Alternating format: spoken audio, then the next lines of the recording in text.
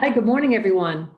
Welcome to our session today, COVID-19, observations and advice from our very talented and exceptional partners. I'm Lynne Capozzi. I'll be your moderator today. I'm the CMO at Acquia, the digital experience company. I'm very pleased to have this panel today. We have some excellent expertise on our panel, some very talented CEOs of their companies or CMOs, and folks that have been running very, very successful businesses of different sizes. So I think you'll find their varying opinions hopefully very valuable. So we're here today to talk about what's going on, get some advice. I think there's lots of questions we have right now around what's our new norm? What are we doing to pivot our businesses? And do we need to pivot our businesses? And in what way? And what kind of an impact is not only the COVID-19 issue having for us, but also maybe the financial things that are going on around us in the world. So I'm very fortunate to have a great panel today, and I'd like to ask the panelists to introduce themselves. Hi, everyone. I'm Ken Fang, president of Momo. I want to thank everybody for joining the webinar and hope everybody is staying safe and healthy in this kind of weird time. Momo is a digital transformation agency. We do large-scale cloud, web, mobile implementations. Federal agencies that we've implemented, we're in the DC area. So that's NASA, NOAA, Voice of America, TSA, US Navy. Commercial clients include Marriott, Mark Chocolate, and Gallup. And thanks again for joining. Thanks, Ken. Hi, I'm Stephen Moy, Global CEO for Barbarian Group. Been in the industry for 30 years, first 10 years software engineer, and then I spent my whole career with all the other agencies, 10 years with Safe Nitro, 4 years Isobar, and 2 years with RGA. And Barbarian Group actually founded in Boston, Massachusetts. 18 years old, we call ourselves the original digital agency. We were the first one try to using the interactive technology to supplement or complement marketing, digital marketing effort. We are part of Shell Worldwide, which is a South Korea company, over $1 billion, and also Shell is partially owned by Samsung. So we've been working with a lot of Samsung for 10 years, all the flagship product launches, e-commerce solution, in-store solution, L'Oreal is a client, Shiseido is a client, and many, many more. Great, welcome, Stephen. Thank you. Hi there, I'm Jim Bowes. I'm the CEO of an agency called Manifesto in the UK, based in London and Bristol. We're part of a group called The Panoply, a group of about 10 businesses, of which we're a founding member. We did an IPO in December 2018, so we've gone from being a really tiny business about 8 years ago and an Acquia partner for a long time, through to being a larger business today and one that's sort of growing rapidly. We do a lot of work in the not-for-profit sector and with the UK government, and that's included a number of projects that relate specifically to the COVID-19 pandemic. Excellent. Thanks, Jim. Welcome.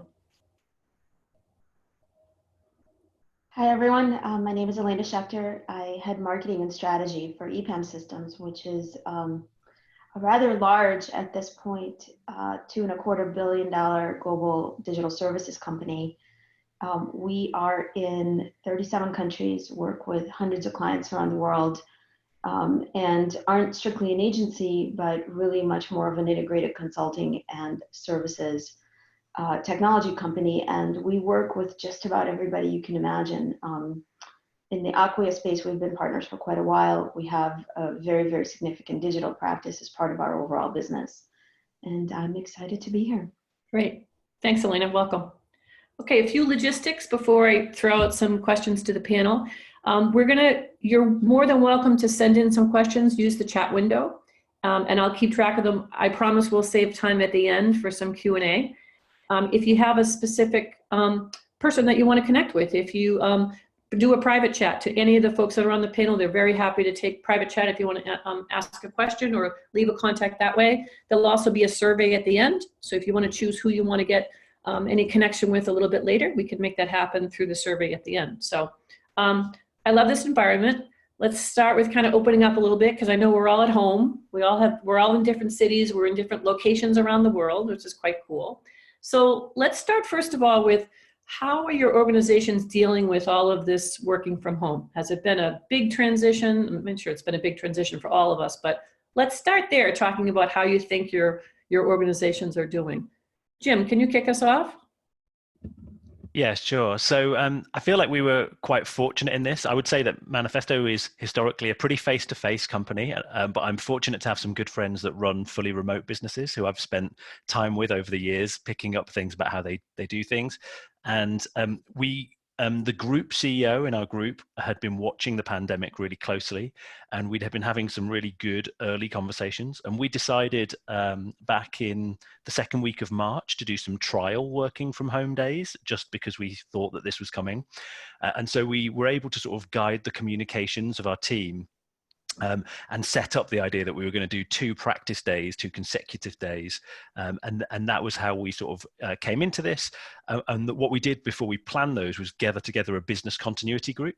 And so we had a sort of a team that we'd established to be the people that were going to tackle everything that was going to happen around this before it really started. And what happened was that we ended up rolling those trial days into just everyone stay at home. So we never came back from the trial days. And we then, over the next week, delivered additional equipment to people, placed equipment orders, and made the business continuity call a daily call.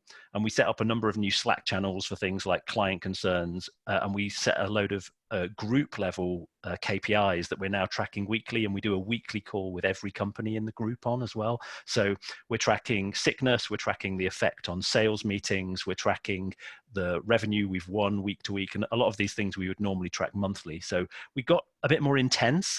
And it got very intense for a while. And now we're sort of actually going, that thing that we're doing every day, that can be 3 times a week or once a week. And so it's just now getting to a new normal. And that's about where we are. Mm-hmm. Interesting. Elena, what's been your experience with EPM? Well, I mean, scale obviously is a big impact in the response. Well, we've been following the issue since really the last part of last year, because we have a significant footprint in Asia. So we've had kind of a crisis team formed at the end of December. And by the time sort of the crisis rolled into Europe and North America, and it became clear that sort of the remote work from home scenario was not just an isolated situation, we were pretty ready from a BCP perspective, both for ourselves and for our clients. In parallel, kind of, and for the last couple of years, we've been working on really scaling our infrastructure to be able to propose an actual remote workforce as a business proposition. So we were very fortunate that there's not a whole lot of heavy lifting that we had to do to turn it on. From an infrastructure perspective, from a secure, reliable kind of access perspective. The biggest change for us is, you know, when you're dealing with something like 37,000 people in over 30 countries, kind of orchestrating the shift, we thought was going to be a really challenging task. And we were quite surprised that in our case, it really only took a couple of days, less than a week, in fact, to transition almost 98% of the company into a really, not just a remote working setup, but a productive remote working setup. So we were fortunate for all of that preparation work that we were doing, trying to come up with new business models. Awesome. Stephen, how about at the Barbarian Group? Yes, so being part of Samsung already, we've been doing a lot of distributed work around the world. So doing Zoom and different video technology has been part of the daily process. We took action right after end of February. I also have an office in Poland, and you can imagine to Elena's point, right? Earlier of the year after CES, I was talking to a lot of brands, tried to launch new product into China, and all of a sudden you see the total shutdown. Right. And Shell Worldwide, of course, based in Seoul, Korea, also immediately took action. So we were constantly evaluating. And good news is we took action immediately, right before even New York, based in New York City, right based on before New York City took action. And we've been practicing every day. We've been conducting business, and to you guys' point, right, every day, like 8 a.m. to 9 p.m. and even my family gathering using Zoom these days.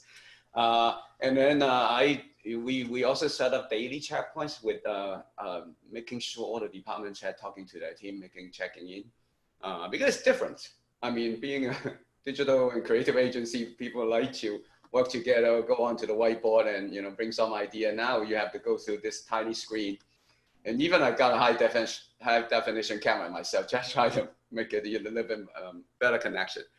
I think definitely it's a change. And also like we witnessing a lot of client in, also now like a lot of pictures, I'm sure my colleagues on the call right now, I'm competing with you or the other guys, via Zoom window. It's very interesting dynamic.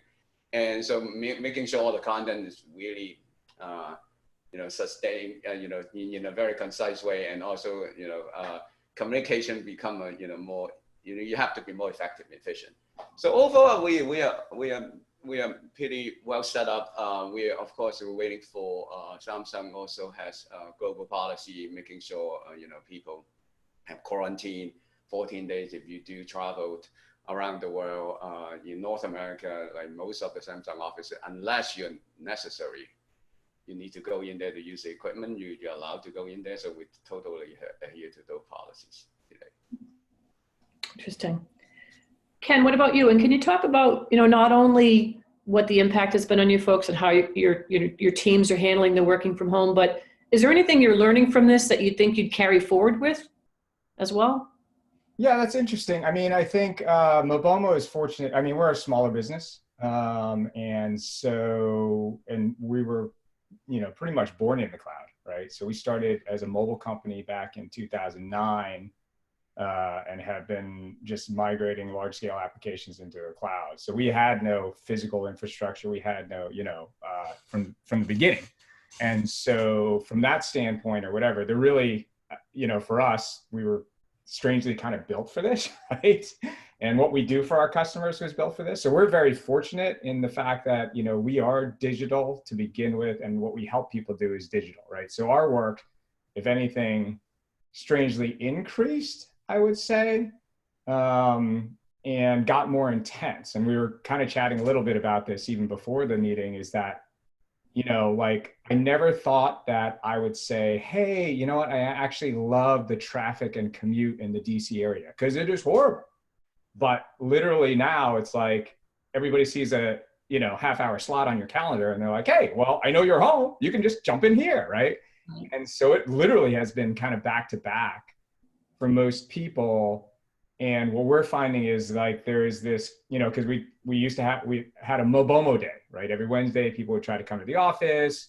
And as we kind of talked about, it wasn't the most productive day, but it was where a lot of this kind of casual bonding was created from a team perspective, right? And as some of the other panelists have mentioned, now that has to be strangely more intentional, right? You can jump into a Slack channel and start having a conversation, but it's not the same as, there's less conversations about like, hey, how was your weekend? Or like, So I would say like work is more intense and trying to build in, Jim had kind of talked about, I was kind of taking some of his ideas, but we do these things now too, where they're just like these little hooky games, trivia games about the company, or like, to kind of like loosen up and keep people psychologically, still engaged, especially as a creative company, as, kind of Stephen mentioned or whatever. Yeah. So things moving forward, I think the interesting thing is, and I saw like a little bit of the chat is, while operations seems to be moving very, very quickly and people are still launching products and all this kind of stuff or whatever, that serendipitous sales cycle is not there, especially in the federal government, where it's very driven around personal contact, networking, trust, that's much harder to develop online. But we are seeing obviously an uptick as everybody kind of looks at the new norm and says, hey, we got to get our digital game on, right? So what I can tell you is that the sales team, the marketing team have definitely reorganized, and we're going after many more opportunities that we historically would not have, right? Historically, it would be like, oh, do we have, when you calculate a P-win, you're kind of like, oh, do I know the client? Do I understand the business? Have I been in the account? Do I have the partners? Like all this kind of stuff or whatever. There seems to be a lot more opportunities coming out. And like the sales team is definitely saying like, hey, looking long-term, since I can't get out, I'm going to do a lot more of these. And I think that now that we've assembled the team or restructured the team to do that, I think we're going to be responding a lot more this way. And I think it's probably going to be a little bit of the new norm, right? Like when's the next time that you're actually going to have an event over 50 people? Like we have some events lined up, and I can tell you, like we've been organizing like a 300-person dinner gala, and I'm like, I don't think people are going to show up. So we have to get some sort of digital alternative for that, right? So those are some of the things that I think we'll probably have to, adapt to and become the new norm. Right. I think eventually we'll get back into in-person type of events. The question is when, right? In what period of time? I mean, I think that's a big question mark, for all of us. One of the things that we did at Acquia is we've been encouraging people to, back to one of the points you said earlier about commuting time. So we recommended to people that take that time that you normally would have commuted and exercise. And so I can say that I've been somewhat good at that, but maybe not as good as I could be. So, but suggesting to people like alternatives in their schedule, I think is something that could help. We talked a little earlier before everyone else joined about, giving people space so that there are periods of time where they don't have to have the meetings or the Zoom meetings, every single moment of the day, every day. So, so little things like that. Let's take a broader look for a minute and talk to us about how is your company, what's the biggest impact do you think this whole COVID-19 has had on your overall business? And you can do that from a just market perspective or specific areas, but how do you feel like it's impacting your business? Because it is impacting. I mean, it's impacting everyone's business. So talk to us a little bit about how. Let's start with Jim. I think, interestingly for me, I think some of the biggest impacts have been on staff and therefore how we as an employer support our staff. So we did a staff survey relatively recently, and we saw that 40% of people were saying that their mental health was worse. And so a lot of our sort of HR and line management focus has been about how do we support people to be the best we can be? How do we make them feel confident in us as a business? So I've been sharing a lot more data about the financial position of the business and trying to reassure people. This week, we just wrote, so there's 400 staff in the group overall, but the bit manifesto is 60 people. So I realize this isn't an option for EPAM, for example. So we sent a handwritten postcard to all 60 this week. And so we're just trying to do some of those little extra sort of experience things for our staff, because ultimately we know if our team feel confident that they're okay and that we're supporting them as best we can, we know that they will look after our clients and our customers really effectively. And so I think what we saw with clients was a huge pause where everyone just took a moment and went, what on earth is going on, for about 2 weeks, and then slowly things started to unlock again. A huge change here is that a number of our clients in the UK, there's a scheme called furloughing, which is where a company can put staff on a sort of temporary kind of redundancy, and the government funds up to 80% of their salary to a certain limit. And we've seen some of our clients furlough 70% of their staff, but actually digital has still remained exceptionally important for them. But we are working with teams where maybe not everyone we were dealing with was there. So that's also a huge change on the client side. Yeah, interesting. What about you, Stephen? How do you think your overall business has been impacted? Actually, yeah, that's definitely both internal and external shift, I would call. And as I indicated earlier, we were originally helping a lot of global brands launching into China because our Shell has a huge operation. But interestingly, it was put on pause. And immediately after the reopening, sort of soft reopening in China, that global aspect all of a sudden taking off very nicely. To Jim's point earlier, we do a lot of omni-channel marketing and commerce initiatives. So definitely we see a pause on out of home and also experiential marketing, especially with the bigger client. Like they were planning on South by Southwest, right? They got canceled, and also talk about Cannes Lions. Like all of a sudden, even the Oscar of the advertising agency got pushed out. Don't forget Olympics and huge advertising opportunity, and also to all the different placement that we can do. So we see definitely a major shift. Now, a couple of things are very interesting. I see it from my client. And first of all, they are highly experimental. All of a sudden, I want to do something very fast. I'm working with a client, they talk about TikTok. because Douyin in China, right? Huge follower, huge population. All of a sudden, instead of the regular channel or the O2O they've been planning on, because all the non-essential retail, right? To be honest with you, not even apocalypse. We talk about Armageddon, right? All of a sudden, everything got shut down. So all the O2O didn't, really panned out, and they, the more progressive brands, I would say the smarter brands, they immediately jump on how to do something short, fast, like lightning speed, right? I want to try something out. It's not about perfection. Let's go out there. So it's one thing. E-commerce, definitely. Everywhere we go is about like double downing, and it is a much more complicated problem. I'm sure like yourself, Lynne, and everybody know, right? Not only putting your site up, like getting the cloud infrastructure, but how about supply chain? Where's your inventory coming from? I have a client like constantly on the call talking to supplier right now because their inventory is stuck in the supply chain with the other retail store. So a lot of that back end and also front end. And also I think people have really, I always advise my client now, and people talk about digital transformation. I think in the new decade, this is digital transformation. You never seen one event in a century change everything. We talk about live streaming. We have a client already, original planning on South by Southwest or Cannes. Now Olympic, like now they want to do, if they any, already in the books, right, in second half, we're talking about the old and new technology merging, like VR, AR, live streaming, and also live voting. So everything's on the table. Very interesting. And being a digital agency, like of course I am jumping up and down, like wow, this is exciting.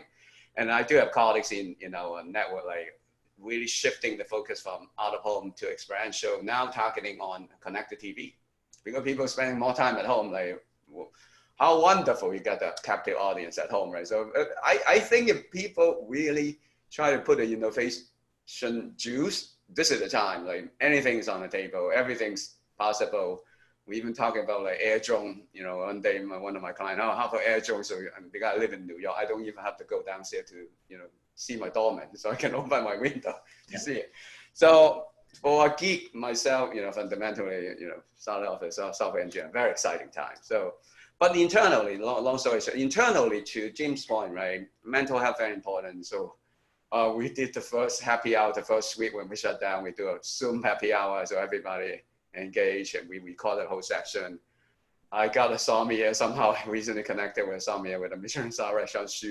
Of course, she's also out of work. So she's willing to do a wine tasting class every week, like from Bordeaux to, Italian wine. So we are doing our best to get our team engaged in a non, working way. And I mean, we're all human, we would love to interact so more, but a lot of time would be over Zoom. And I think this is totally new normal.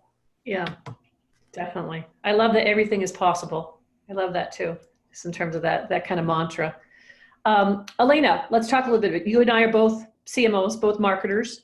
And, I sit on a lot of CMO panels and hear from a lot of CMOs now in this time of, how people are pivoting their marketing or changing their marketing. And, I think people have lots of questions about, what kind of tone should I take? And is it okay to still market and sell to people now? So can you talk to us a little bit about, have you changed any of your marketing efforts? And do you see that as, if you have short-term changes, which one would be kind of longer term? What's been the impact on you overall for your marketing strategy?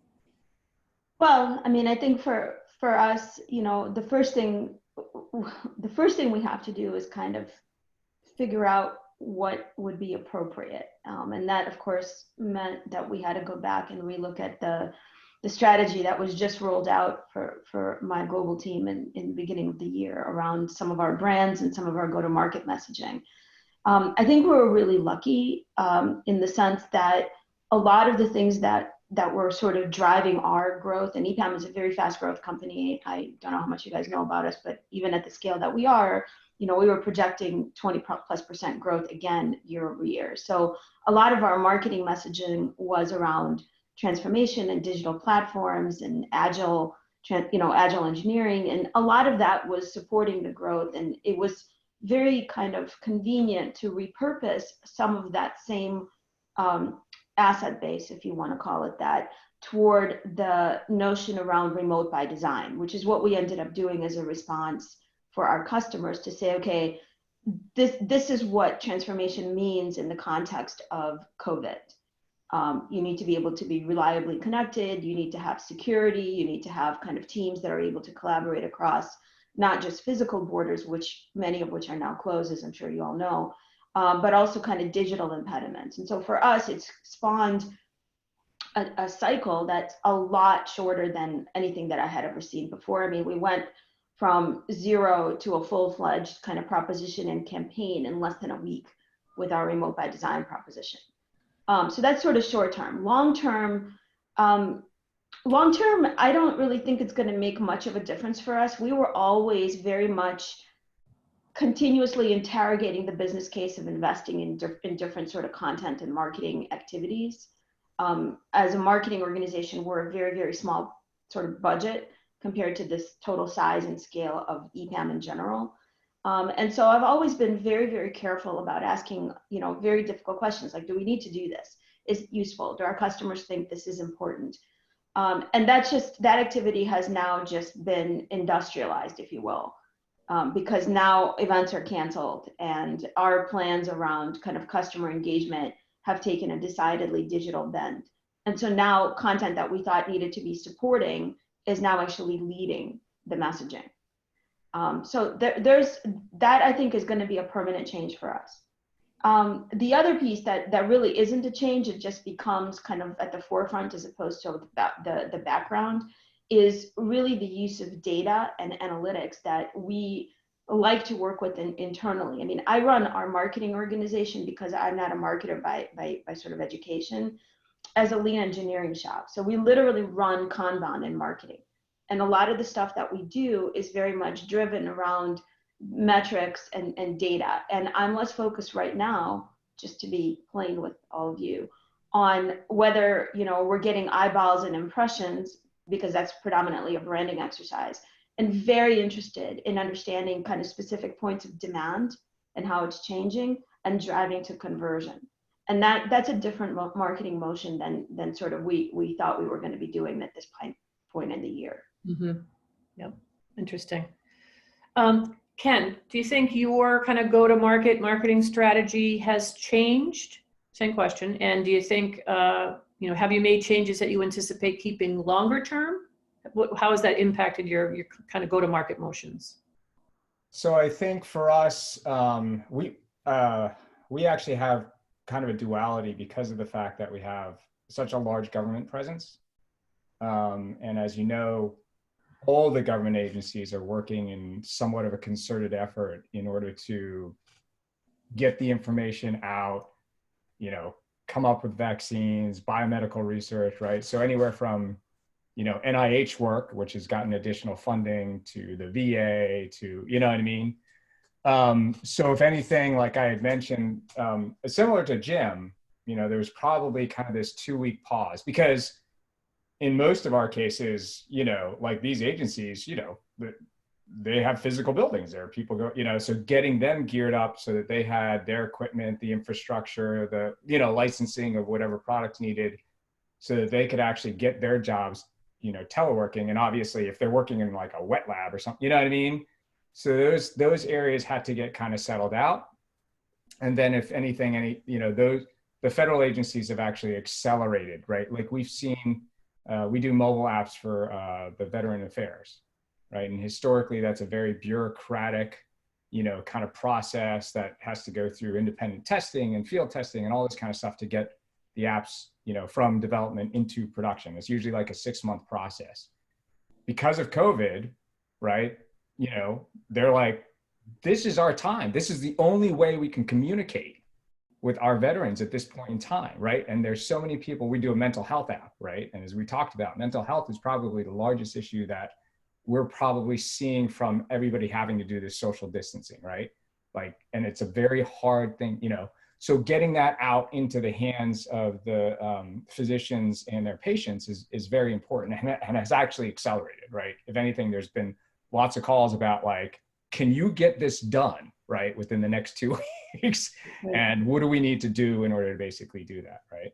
So there's that piece of it, right, that we're seeing this impact and having to deploy resources in order to do.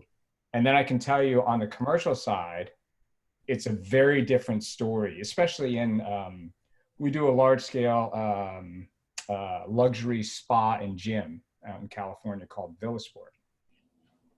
They're completely shut down, right? Like, so there, on the commercial side, I think there's two pieces. One is some of the businesses are completely, you know, their brick and mortar is gone, right? Like non-operational at this point in time. So what are they doing? They're trying to toy around with like, okay, virtual classes or like pivot into those directions and we're helping them there or whatever.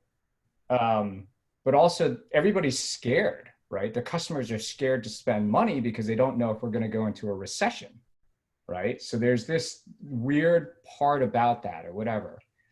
So I think there, if you have customers like that, again, you have to get into this mindset of like, okay, like this is what we do, right? So how do we help them? What are the things that we can bring to the table strategy wise and embed ourselves in order to, so some of the things that have been coming up or whatever are like, for Villasport, we said, hey, you know, you will reopen, but what's your biggest issue? Nobody's still going to want to go to the gym, right? I don't want to go to the gym anymore, right? Because it was already like, oh geez, you got to like, you know, sanitize everything when you get there or whatever. Now it's even worse, right? Now it's like, oh God, like, you know. So what we're trying to do is basically say like, okay, well, let's create digital capability, right? When you reopen, what's going to happen? Most likely you're going to have to say, hey, only X number of people can come into the gym. Now you don't want to be standing outside either, right? So how can we create applications, websites, or whatever for you to go ahead and say like, hey, I'd like to go to the gym. When's it available? How many people are going to be there? When's the cleaning session? You know what I mean? Mm-hmm. And then you're setting up appointments and doing that. And that's what's going to get them back to business faster, right? Because of the fact that they're going to be the ones, the luxury gym out in California that says, hey, we've taken all these precautions. We have a cleaning person coming in like every half hour to sanitize all the equipment. You're going to get an hour slot, right? There's only going to be 12 other people. This is the equipment they're going to be using. These are the classes, you know what I mean? So what are the things that we can do to basically help? And that takes a lot more, you know what I mean? Kind of working with them and thought leadership. But I also think that that's an advantage because if we're able to get our clients that kind of information or that kind of capability, this is now a time that they can actually leapfrog, right? And say, hey, we have these capabilities. And so now we're going to, you know, get more, you know, more customers and that sort of thing. Right, right. Interesting. So you bring up interesting points too, because there are a lot of, you know, stores, retail establishments that are completely shut down right now at the moment, but are making this big switch into digital. And the ones that I'm seeing are, you know, can kind of keep their brand loyalty are the ones that are providing some kind of value add right now, right, to their customers. So that if they're developing a digital presence or digital, you know, retail store, if you're digital presence online, that they're also providing some value. Like a Lululemon, who's giving, you know, doesn't have their storefronts open right now, but they're definitely big online, and now they're doing yoga classes online, right? I think that's a nice example of kind of a nice value add that a brand can give. So, Jim, based on your experience, talk to us about, you know, what kind of advice would you give to brands right now? Like, is it okay for them to communicate? What could they do to help continue to build their brand and continue to build their presence? And do you have any examples maybe of either customers that you think are doing a good job around that?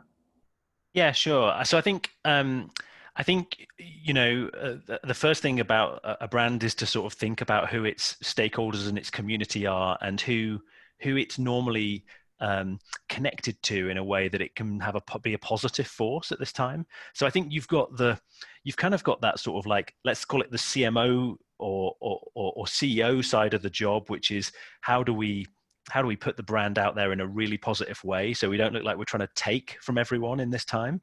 And then you've got the COO's job, which is probably looking at how can we save as much money as possible and all of those kinds of things if you're suffering some pain on that side. So there really are sort of multiple facets here. I think certainly in the UK and Ireland, and I'm not sure whether they've done this in the US, but Guinness have done some really interesting things. So they've really made moves to support the hospitality industry, which is one of the worst affected. And they've set up a number of programs where people can access support. And they've really acted as a brand going, we're a brand, we operate in this marketplace, and we want to support this marketplace that is feeling pain at this time. So I think they've executed that really well. I think, I have a side hustle called Glow, which is a dance fitness business. And Frankie, who's the aerobics instructor that runs that, she was really sharp. She's pivoted it and was instantly doing sort of free classes on Instagram Live. And I think, like you said, with Lululemon, the fitness industry has been one of the real leaders at going, okay, how do we take what was an in-class experience?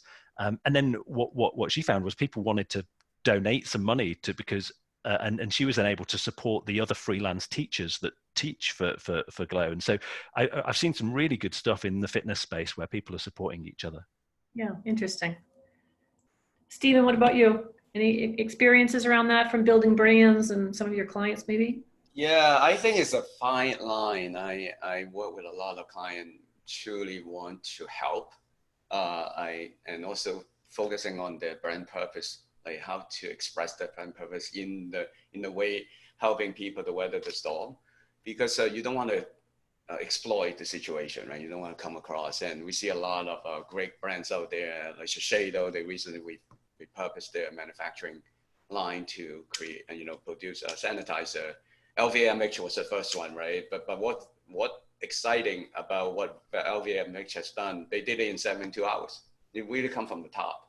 Like when they decided, hey, I'm the first one, I want to help the world. So you see a lot of that, really position in a way, helping.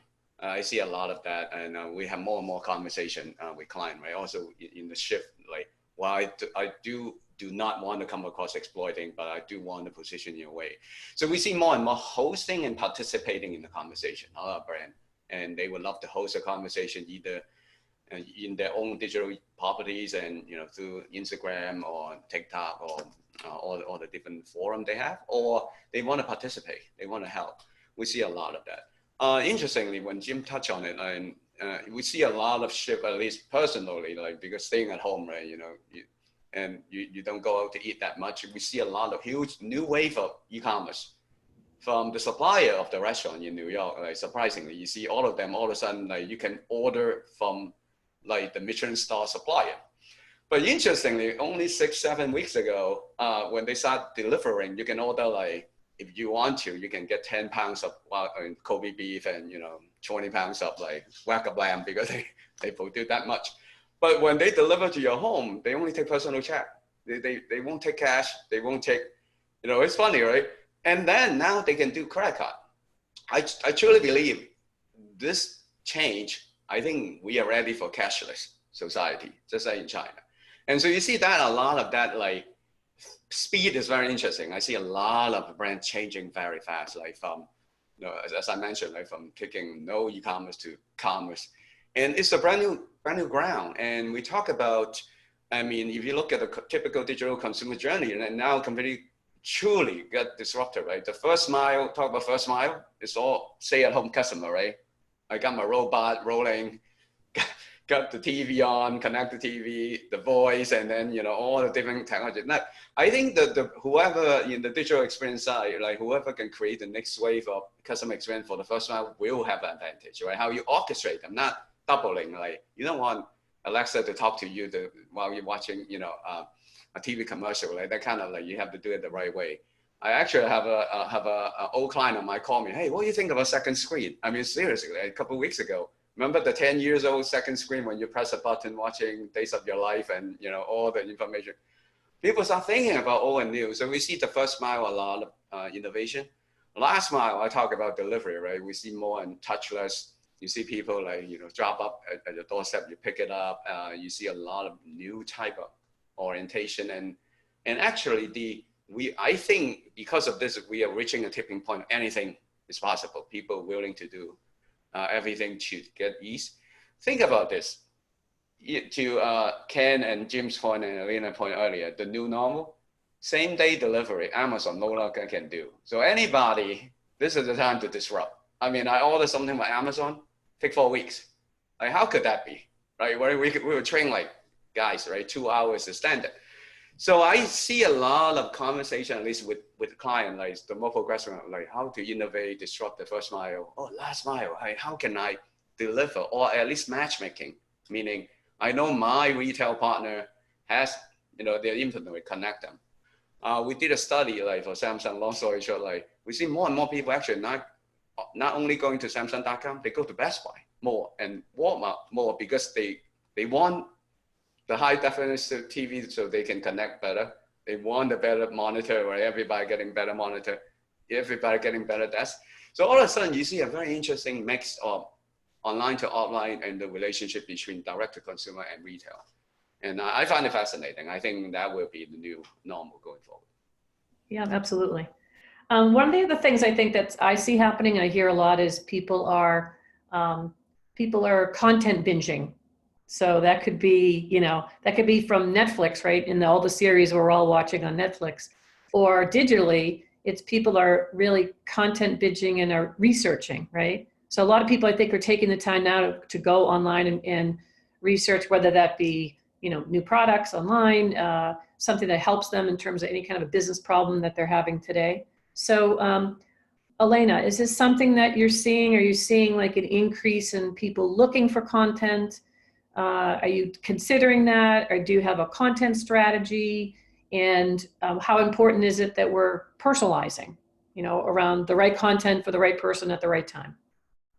Absolutely. I mean, so we see traffic to all of our digital properties going up significantly. And I think, what we see for ourselves in terms of our content strategy and what we really want to put out to market are kind of ways to help in two parts. One is sort of what are we doing as an organization to address the COVID crisis around the world? And there's been a lot of work on content related to that. And then also, we see a lot of demand from our customers because we have a very significant portion of our business that's in either the media space or in the consumer space to figure out how to actually make the jump. One interesting kind of example, and you probably have seen this, one of our customers is actually the developer of Fortnite, which is one of the biggest video gaming platforms in the world. And just a few days ago, they had a concert put on by Travis Scott through his collaboration with Epic. It got 12.5 million viewers on this platform to view this virtual concert. So I think that the shift in not just the amount of content, but the type of content is really going to change the landscape for content strategy, both for ourselves in terms of how we think about our go-to-market strategy, but more importantly for our customers in every single vertical, from financial services to insurance, to retail and travel. And, certainly in media, these guys have been in the process of exploring virtual reality and holograms. And we've never had sort of the pressure, certainly not at this level or this globally, to be able to make the jump from, what does an event mean? What does content mean? What does engagement mean? And to your question, what is personalization in a world where content is holographic and the experience is an experience that is really taking place in two dimensions in a way that you can't sort of augment with physical presence, with a whole bunch of motions that people are used to doing as marketers. So for sure, impacting what we're thinking about, kind of what EPAM is saying and doing, how we think about our brands, but more importantly for us, really, really significantly impacting our customers and how they're thinking about their business and what's going to happen to that sort of business as usual definition in the future. Excellent. Ken, are you seeing that as well in terms of content, and whether that be, from government constituents, or tell us about your experience? Content is a lot harder in the government. There are rules. I think it's very difficult because of the fact that, while things have gotten a lot busier and there's a lot of content and messaging and information, especially for federal agencies to get out to their customers and that sort of thing, this has been one of the big, we'll see it as one of these transition points, right? Where everybody's going digital now. And so how do you compete? And federal agencies had already, had a lot of difficulty kind of competing to get on the first page of Google for, you know, compared to advocacy groups, newspaper, you know what I mean? Like all the traditional kind of commercial or nonprofits. And, you know, part of the reason is that, you know, a lot of the agencies that we work with, the content is somewhat regulated, right? You know, we do a lot of scientific agencies. And so scientific agencies, you know, they like to produce scientific content, right? But then we also get the whole thing of like the administrator calls up and says, hey, how come like we're not on the first page of Google for, you know, salmon plaking or like, you know, dolphin plaking or whatever. And a lot of it is because, you know, commercial agencies, advocacy groups or whatever are paying millions and millions of dollars for like, you know, campaigns and backlinking and Wikipedia and, you know, and those are some of the things that, you know, right now it's questionable about whether or not government agencies are actually allowed to do that, right? And then you have this whole scientific component of like, I like to joke about it because we did NASA, and I can tell you like, you know, they still call it heliophysics. Nobody knows what heliophysics is, right? Just call it the sun and you'll get a lot more hits. But it's not scientifically correct, right? So those are some of the things that I think that even though government has a high level of trust from a domain or whatever, right? That they're an official source, actually kind of getting people to that content has always been a problem. Now, like I said, because of COVID, there has been some acceleration and some of that red tape has been knocked down because they're like, look, we have to get this information out, right? So all this stuff historically, but it is, you know, like, even though we're able to do that, we also are competing. Case in point, we're talking, we do a mobile app for the CDC, right? And it was more of a, you know, it was like a patient provider kind of thing. But they were like, hey, we can pivot this and we can use this for tracking, right? Like, because the big thing now is like, okay, if you had it, who were you in contact with, right? And so we already have an app, right? But it doesn't do that. So they're looking at that, right? It's been over a month now. And the issue is that there's so much more regulation, right? Are we allowed to, what are we allowed to collect about the person, right? There's privacy information thing. We're only, you know, like, and so how do we do this, right? And literally probably we were like 2 weeks into the conversation and what happened? Apple and Google's like, we're going to build it into the operating system. We'll make it voluntary, right? They don't have the same level of, you know what I mean? Kind of, and that's good, right? It's good that our federal agencies have this, right? About like privacy, security, and all this kind of stuff or whatever. But it does make that whole kind of like, how do I make content that's relevant and getting out there? You know what I mean? That's always been a challenge for our customers on that side. And Jim, I think it's more challenging now because there's going to be much more digital presence across the board, right? Yeah, exactly. Jim, what advice do you give to people in terms of, you know, with everybody content binging and everyone kind of looking, and maybe they're not buying, maybe they're researching, any kind of advice that you would say or that you've given your organization around that? I think what I'd say is there was a huge rush from the agency space, for example, early on to try and help their customers deal with remote working. So that was, and so it's really easy to find yourself in crowded spaces and coming up with the same idea everyone else did. And so I think pull it back to who are your customers, what can you learn about how behavior has changed, and what can you do to really build things that maybe is a little bit unique to your brand, and so that you're not finding yourself with what seems like a great idea but in a really crowded space really quickly. And on the point of personalization, I think it's just about who are your existing customers, because existing customers are more important in this time. So can you really build some journeys that really look after people that really know you already? And can you build out hypotheses, because you might have been collecting loads of wonderful data from pre-pandemic that might be not exactly how people are behaving now.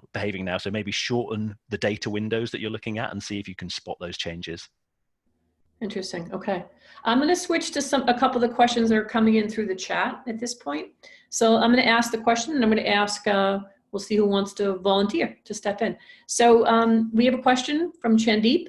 My question to all panelists: what advice do you have for small digital agencies of 5 people to remain in business, which are maybe affected by existing clients freezing large and small projects, and also less new business?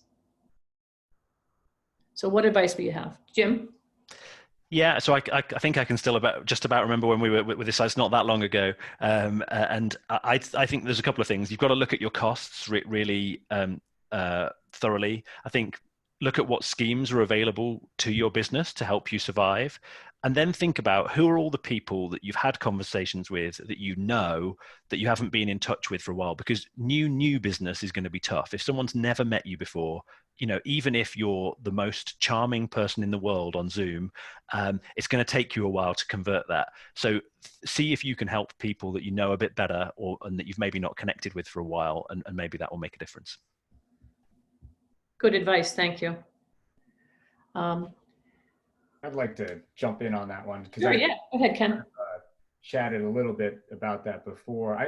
I mean, I think there's two things. One is, although I don't know if we've missed yet the second round. Obviously, there's a huge amount of federal relief coming out that if you haven't applied for, kind of the payroll protection.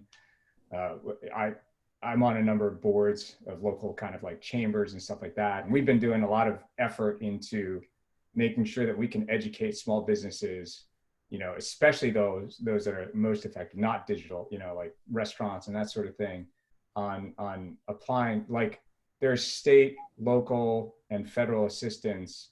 Some of them are grants, the payroll protection. They're saying, like they're expecting to forgive. So I would definitely look into that, because that should hopefully give you a little bit of, anything helps, right? During that time, and it'll give you a little bit more stability as you kind of move forward or whatever, for especially a small business. The other thing is, I do think you have to go a little bit more on the offensive with your current customers or whatever.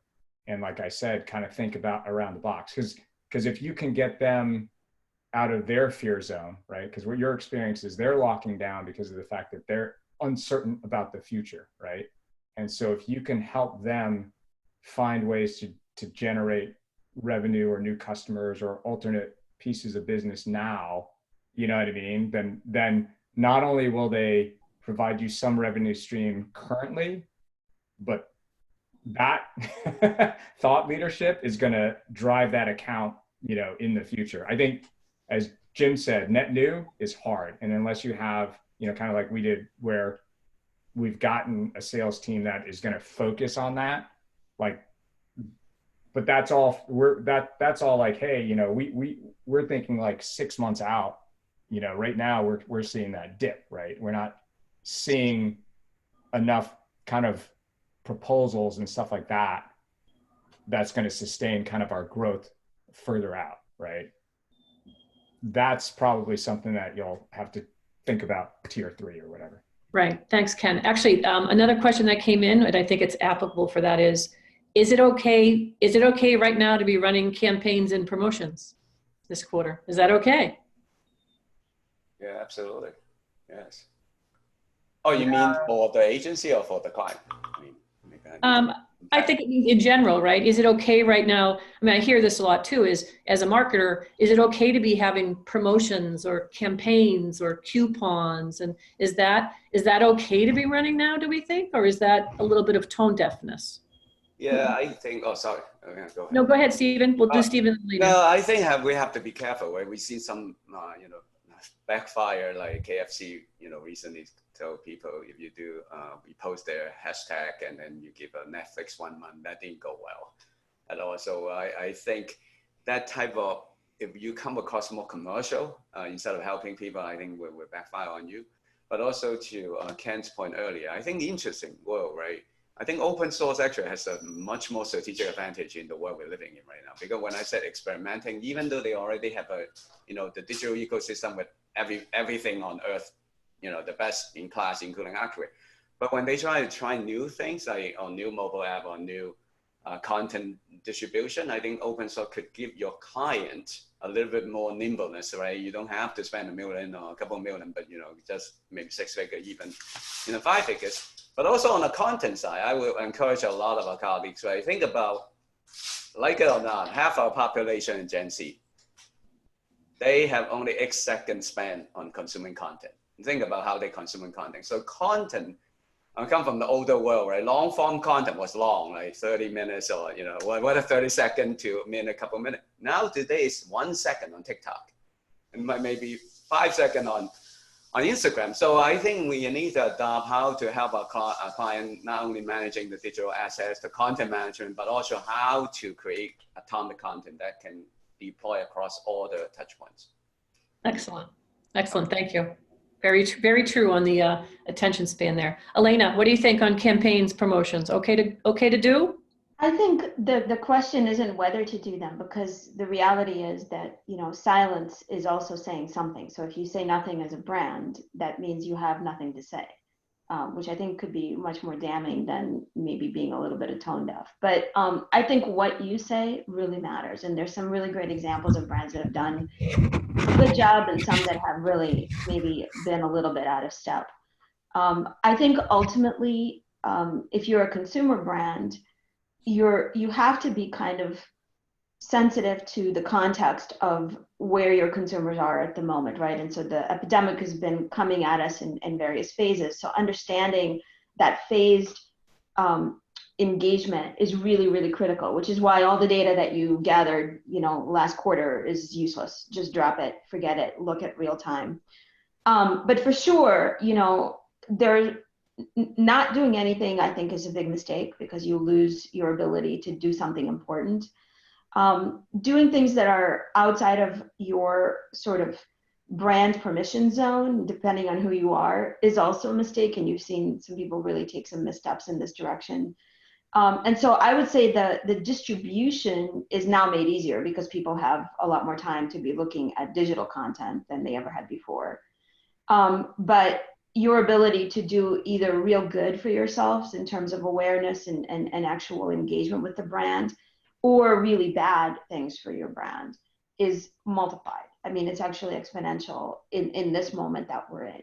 So I would say definitely do campaigns, but make sure they weren't the campaigns you imagined in fourth quarter of last year, and do them on a very granular kind of experimental basis. And this is what we're doing for ourselves. I mean, we had been doing A/B testing with our clients across many different platforms, including yours. A/B testing isn't long enough because I'm sorry, A/B testing isn't good enough because it's taking too long. So how do you do these kind of micro burst campaigns? How do you do really, really testable, improvable, personalized messages, not necessarily offers? Because offers, I think, has a very bad connotation in this space where like 22 million people lost their jobs. But how can you be helpful? How can you be relevant? How can you say something today or do something today that's going to improve the lives of the people in the future? That's what I think the focus for the new campaign methodology ought to be.